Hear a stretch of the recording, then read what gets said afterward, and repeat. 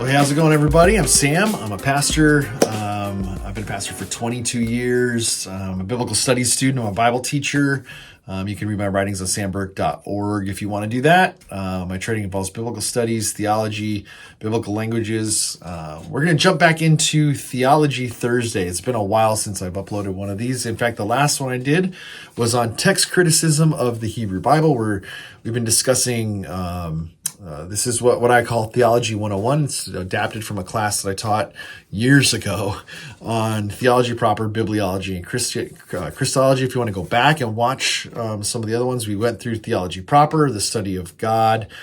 Now we are in the middle of bibliology, the study of the Bible, and we've done a couple different ones in there. But the last video I did was on textual criticism of the Hebrew Bible. And so what I figure we would do today is to kind of match that and talk about New Testament stuff. And just kind of put all my cards on the table. I am way more comfortable in the New Testament for sure than I am in the Hebrew Bible or the Old Testament. As it relates to source criticism, as it relates to textual criticism, it's more of like what I'm specializing in my degrees and that kind of stuff. And so New Testament is going to be a little easier for me to kind of rattle off and know more about. So this is like when I start talking about this kind of stuff, I'm like, yeah, this is fun for me. So what I thought we'd talk about today first, before we get into any kind of source criticism or textual criticism of the New Testament, thought we would talk about the development of the canon of the New Testament. How do we get our canon? And before we can even get to that point, because there's a lot of misinformation out there from pop culture and that kind of stuff about the canon of the New Testament and where it came from and all that kind of stuff. Before we can get to that point, I think we need to talk about the development of the texts as they became relevant to the end of the first century, beginning of the second century, and then got moved into the different churches and the different bishops and church fathers using them, and why the canon was necessary in the first place.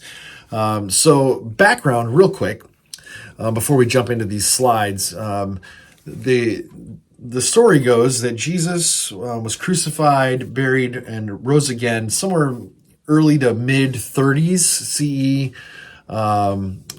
40 days later after that, he ascends and the church begins, right? Pentecost is some time later. And from that moment all the way probably till the mid 40s, early to mid 40s, the church is on the move in Jerusalem. There is some persecution by the Jewish leaders there of the church.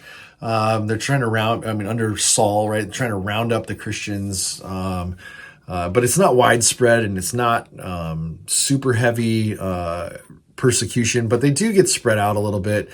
And then we have Saul's conversion to Paul, that, in which basically it's Paul's like his Roman name, Saul's would be like his Hebrew name. But anyway, but his conversion to Christianity, and then he goes and begins to spread the gospel to beyond the borders of Jerusalem. He would go all the way up through, Eastern Europe, as far as Rome. Some traditions have him going as far as Spain. But then in the, somewhere in the 50s, he begins to write letters or epistles to these churches. And it starts off with 1 Thessalonians, then 1 Corinthians, I think is how that goes. And then he's writing to these churches about different things that are going on in them and all that kind of stuff. And so thus the beginnings of the writings of the New Testament happen. Then you have the Gospels kind of roll out. We'll talk about that in a little bit here, but oral tradition, it kind of takes over. There's stories that are developed based on people's recounting of stories. They're the hymns that they were writing and singing.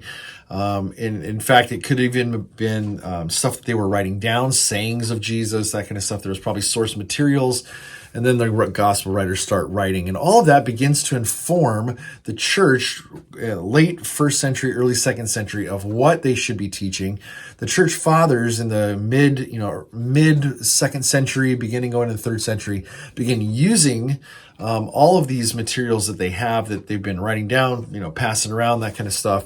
But they're not all using the same ones. And there's some heretical teaching that starts creeping into the church. And so there's the need for a list of canon. And so this is where this whole thing stems from, right? And so starting on the first slide here, the need for a New Testament canon. Why do we even need a New Testament canon in the first place? Because I think what could be said to be true is that the authors of the New Testament probably had no idea that what we were going to end up having to have is a canon of the New Testament. I'm sure Paul, when he's writing these letters, is not thinking, these are all going to be compiled together in a book one day called the New Testament. No, he's writing these letters to churches because he wants to address these churches. And some of them he wants these letters to circulate around, and some of them he wants to just write to this church. But these letters get passed around from church to church, and then the pastors, the teachers, the bishops, or whatever you want to call them, they begin to collect them and be able to use them and look back on them to teach their congregations. And some use others, and then a bunch of people keep writing that are not the apostles, that are not the people who are part of the New Testament authors, and maybe their ideas are a little kind of out there. And so what we end up having is heretical books and things being written. And so there's a need for a New Testament canon. So the most important question surrounds which text should be read as authoritatively in the churches. That's the real reason why there was a development of a New Testament canon. Which books are we supposed to have as authoritative? Because there were all kinds of writings all over the place, and they're like, which ones are the ones? And so they all we're going to talk about this in a little bit later, but they bring their lists because they're like, we need to figure this out. A secondary reasoning for this, for the need for a New Testament canon, was to define the limits of apostolic doctrine to avoid heretical teaching. I wouldn't say that this was the prime reason why they needed the canon, but it was a secondary reason for sure. You have people like Marcion, and you have people like Arius, who they end up, calling heretics because of their teachings.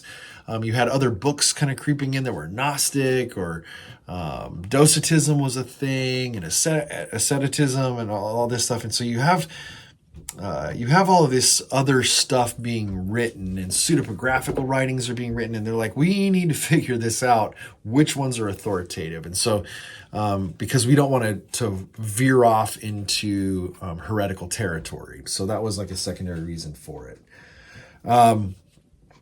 Next slide. The development of the canon, what we need to understand, though, is the development of the canon was progressive. It was something that happened over time. It was not like one... I think one of the things that's happened misinformation-wise over the years is when Dan Brown came out with his Da Vinci Code book, he made some claims, and then we got into a movie. He made some claims that at the Council of Nicaea is where the canon of the New Testament was determined. And they determined some other things, and it's just not true. That's not when it happened. The Council of Nicaea did some things that were really important for the church, but that was not one of them. The Council of Nicaea, what the Council of Nicaea was they're dealing with the Arius controversy. That he was kind of, they would view him as more like polytheistic. He would call Jesus a demigod kind of a thing. And they're like, that's not what it is. That's where the consubstantiality of Jesus and the Father was kind of not determined, but kind of, they came down on that side and said, this is what we believe. And therefore Arius is a heretic from what he believes. And then they also determined the date of Easter, I believe, is what they had to figure out.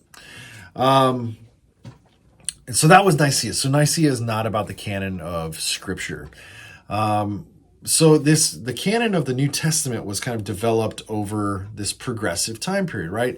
The New Testament, like I said earlier, was written during the last half of the first century. And some scholars nowadays are even starting to suggest and talk about, and this is a minority position, this is not the majority position, but they would say that maybe even the first half of the second century. And I'll talk about what that means in a little bit here. But most of the early texts of the New Testament were written to churches as epistles or letters. Paul and others would write these letters. And then the Gospels would come after a majority of these letters were written. And the Gospels are written anywhere between 67 and 95 CE. Some scholars want to make the claim that there may be some, like Luke Acts may actually have been written in early in the 2nd century. That is a minority position. That's not a position that I hold. I would hold that the Gospels were written somewhere like maybe Mark was written late 60s, maybe 70 is the latest, is when he writes his Gospel. And then Matthew would be next. Luke would be shortly after that, probably early 70s is what we're talking there. Some want to date Luke and Matthew into the 80s. I'm not sure we need to do that. But then, you have John kind of rounding out somewhere around the 90s, early 90s CE with writing his gospel. The author of John writing his gospel there. So, by the end of the 1st century, what we see is that that these writings are pretty much wrapped up. And the reason we know that is because of some of the church fathers' quotations and some of the citations that they have.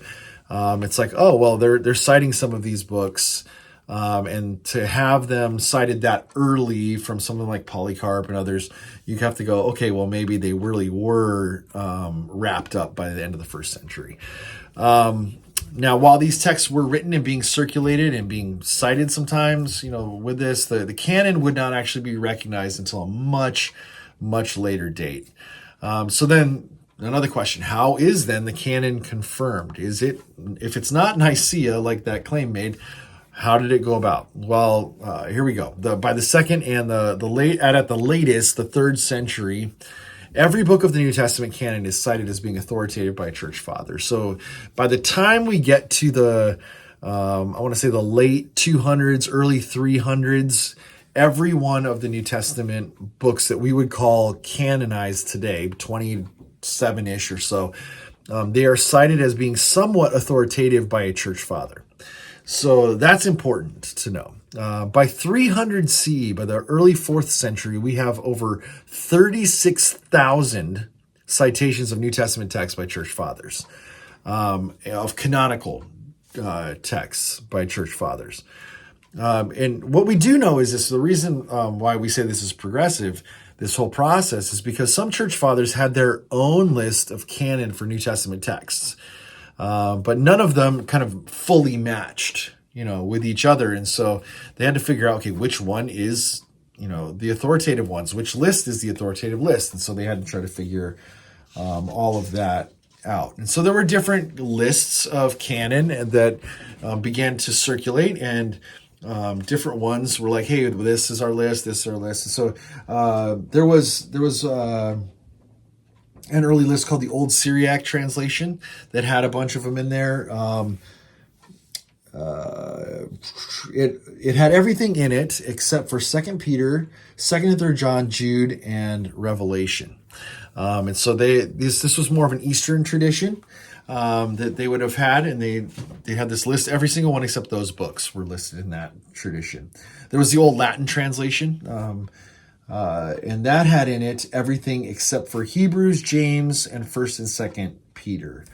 Then we have on the slide, what's called the Muratorian Canon, which is dated late 2nd century, early 3rd century. It kind of corresponds to what we called the Old Latin translation.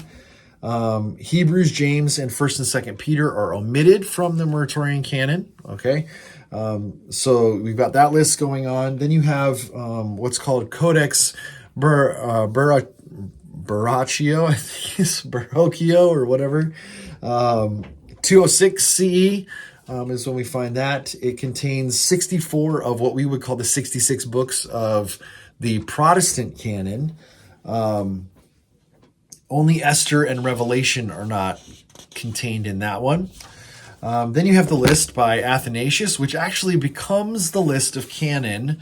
Athanasius was kind of a bulldog when it came to certain things. He was actually very instrumental in the Council of Nicaea and some of that stuff. So was his mentor. He lists all 27 books of what we would call canonical New Testament. And within a generation of him, which he lived right there at 373 CE is when we would kind of date that time period. Within one generation of that, both Jerome, who would write the Vulgate, or the Latin translation of the Bible, and Augustine, who was a major church father, they all would confirm the same list. And so by the 3rd, 4th century into even the 5th century, we have a strong consensus of the 27 books of the New Testament being canonized. And then when you have 397, late 4th century, you have the councils of Hippo and Carthage that confirm the 27 books of the New Testament canon. They recognize them. And then so since late 4th century, early 5th century, we have the 27 books of the canon of the New Testament. Now, not every single person is going to recognize this list, but it's the church tradition that says these are the councils that say going forward, these are canonical.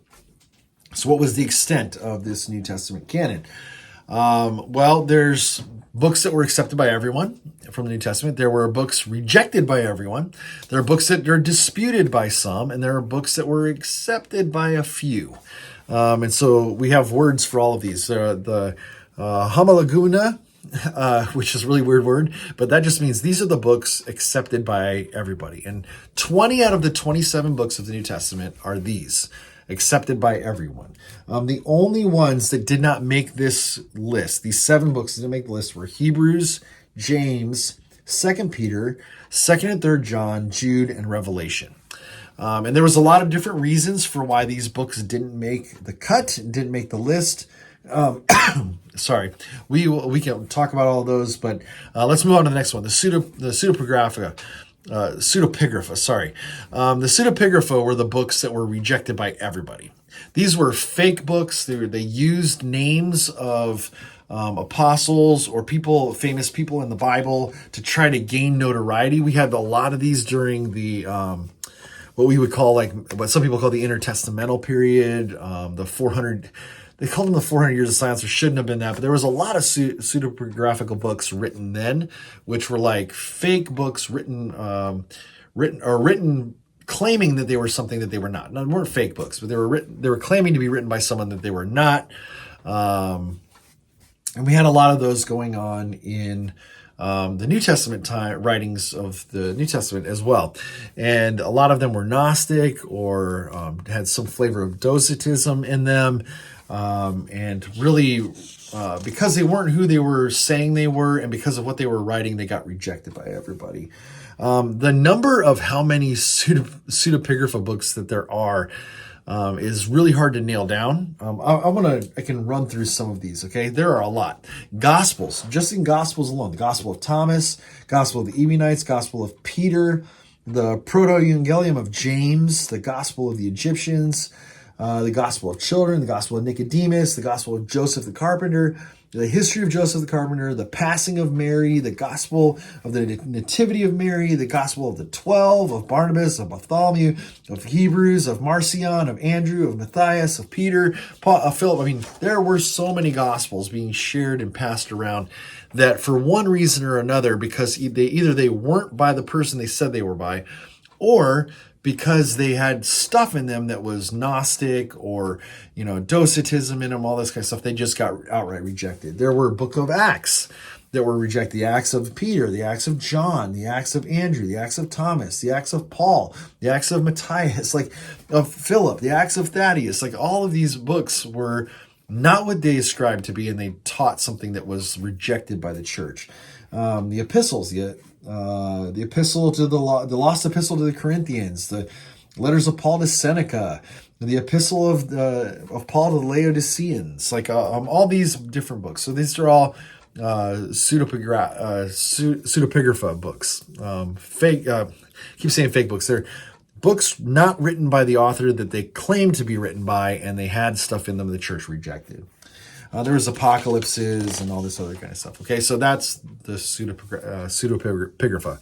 The Antilegomena, these are books that were disputed by some. And there have been some recently that some scholars who would say, well, there are some books that we actually have in our canon that might fit this. Books like 1st and 2nd Timothy and Titus, some want to even go as far as to say, well, those are not even written by Paul. Those are pseudepigrapha as well. Other scholars are not willing to go that far with them, but they would say maybe they're more like Antilegomena books. So, maybe we need to dispute some of these. Some of Paul's writings, Ephesians, Colossians, some scholars would argue is fitting this category as well. But back then, back early when they were disputing the canon and all this kind of stuff, the books of the Antilegomena were Hebrews, James, 2 Peter, 2nd, 3rd John, Jude, and Revelation.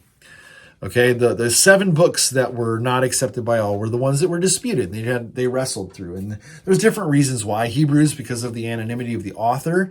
It finally made it into the canon because they attributed it to Paul, which is wild. James, they weren't sure who this James was. He wasn't claiming to be an apostle, wasn't really connected into any of them. They didn't know that if is this the brother of Jesus or not. Some claimed it was, some claimed it wasn't. And it's thought of being clashing against Paul's theology of faith versus works versus James's idea, and how they didn't really match up, led to some thinking this is disputed. We can't put this in the canon. And so others were like, no, we need to. Yeah, that would last all the way up and even until the Protestant Reformation, when Martin Luther would say that James was an epistle of straw. Like he didn't really like James or Revelation. So 2 Peter, the same thing. The style of 2 Peter, especially in the Greek language, is so different from 1 Peter that it led people to think, this can't be written by the same person. 2nd, 3rd John, same kind of deal. They're like, who is the elder here? It wasn't why these books weren't widely circulated either, so they were trying to figure out who they were by and what is the actual message here and the style of the message, all that kind of stuff. Jude, the big reason why Jude was disputed was because of its position that it posits as Enoch being scripture, using First Enoch as scripture, and then quoting from all these different things, and so they were kind of like, well, I'm not sure this could be considered authoritative or not. And then Revelation, the main reason is because it felt so different from the Jesus that they knew from the Gospels. So they were like, this Jesus is different. We're not sure we really like this book of Revelation. And the ultimate reason that Revelation gets in, is because Athanasius wants it in, and he pushes for it, and people love him and what he was able to do, and the strong stances he takes for the church. And so, what Athanasius wants pretty much goes, and so Revelation gets in. Anyway, then you have what's called the New Testament Apocrypha. Just like we have the Old Testament Apocrypha and all those books, we have New Testament Apocrypha. These are books that gained some acceptance among some church fathers, but not widespread acceptance, right? So these are books like the Epistle of Barnabas. This is actually contained in Codex Sinaiticus. It's a part of that.